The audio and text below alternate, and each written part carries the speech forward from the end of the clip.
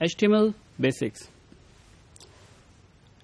HTML की जितनी भी डॉक्यूमेंट्स होती हैं that those should start with a tag of doc type, जिसकी टाइप डॉक टाइप हमेशा HTML होनी चाहिए और this should be the first line of our HTML document.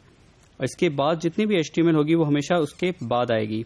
ये सिर्फ अगर इसको हम फर्स्ट लाइन में नहीं लिखेंगे तो it will be a wrong HTMLs।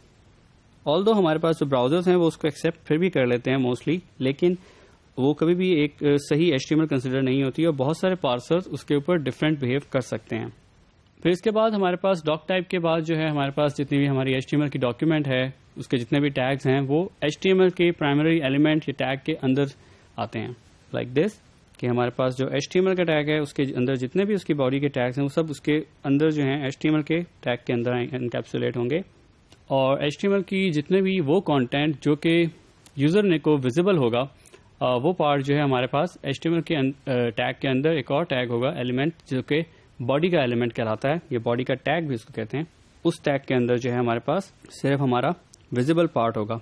हमारे पास जो भी चीज़ हमें विजिबल करनी है वो यहाँ पर होगी। इसी तरह हमारे पास इस बॉडी से पहले हमेशा ऑप्शनल हमारे पास टैग्स होते हैं। हेड का होगा जिसके अंदर हम मेटा टैग्स डिफाइन करेंगे अपने, लेकिन जो भी हमारे पास यूज़र को हमें जो भी चीज़ दिखाना है वो हमेशा बॉडी के टैग के अंदर इनकैप्सुलेट होगा।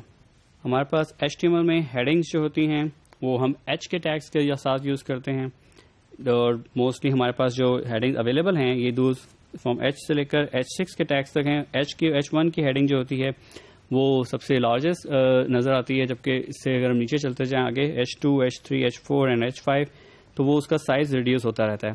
रिमेंबर कि इसका एग्जैक्ट फॉन्ट साइज जो है ये ब्राउज़र बेस्ड होता है और ब्राउज़र जो है वो आपकी विजिबिलिटी की सेटिंग्स के हिसाब से हेडिंग्स के जो एग्जैक्ट फॉन्ट साइज है उसको वेरिएबल करता है।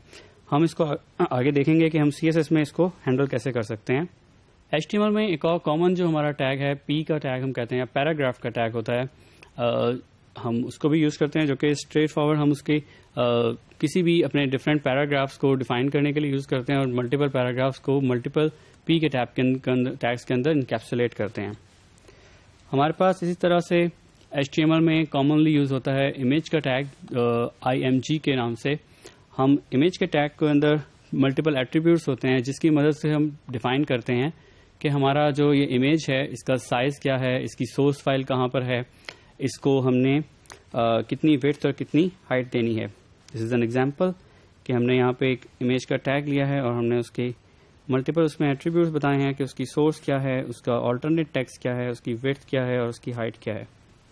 तो आई बिलीव आप लोगों को थोड़ा समझ आया होगा कि HTML की बेसिक्स जो हैं वो क्या हैं। हम हमेशा स्टार्ट होते हैं विद अ डॉक टाइप और उसके बाद जितनी भी हमारी HTML की डॉक्यूमेंट होती है वो HTML के टैग्स के अंदर होती है, लेकिन जो विजिबल पार्ट है वो हमारा बॉडी के टैग्स में होता है।